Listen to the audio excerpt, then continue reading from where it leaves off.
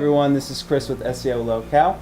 Today on our Small Business Highlight, I'm going to be talking with Mike in Innovative Environmental Technologies. Mike, thanks for talking with us today. Thank you. So Mike, tell us a little bit about your business.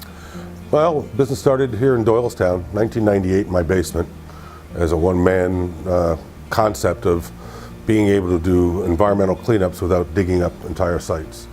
And we've evolved since 1998 into 11 patents, 3 different divisions. We have offices around the country and around the world.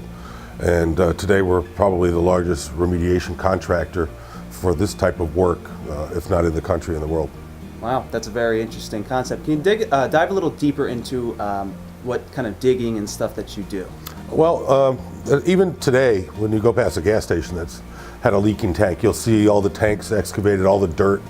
Our process is leave everything in place, take the leaking tank out, and then squirt things in the ground to make the contamination go away.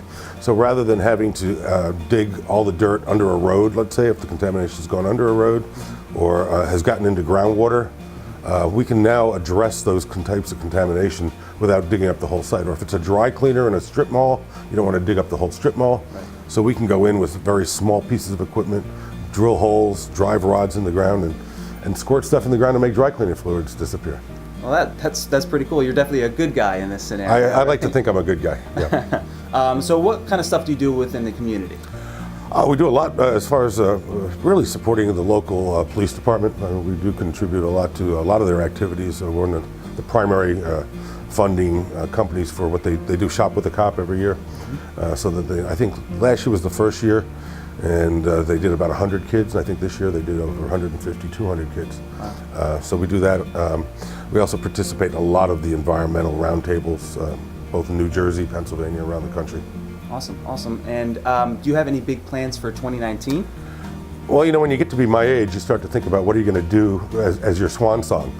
And so I found myself recently in the Niger Delta in Nigeria, and Shell Oil back in 1992 spilled millions of gallons all over the Niger Delta. And now the average kid, the life expectancy of a 5-year-old is 13 years old in the Niger Delta, just because of the quality of the water. They don't have the type of equipment we have here, so I actually met with the Vice President of Nigeria, met with the Director General of their EPA, and we're now actively pursuing work with using technologies of today rather than what they have been doing in the Niger Delta. We also just brought somebody on here who's a super smart guy from Ghana. Ghana has illegal gold mines, and so there's cyanides that they're using to sequester those, and mercury, and we have technologies to address those. So we're going to be active in Ghana in the next 6 to 8 months. So I kind of see the next big thing as well.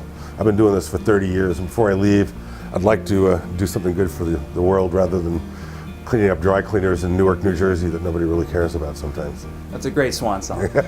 Well, there you have it. Mike, thanks for taking the time out to talk with us today. Again, this is Mike with Innovative Environmental Technologies. My name is Chris. Thanks for watching. Thank you.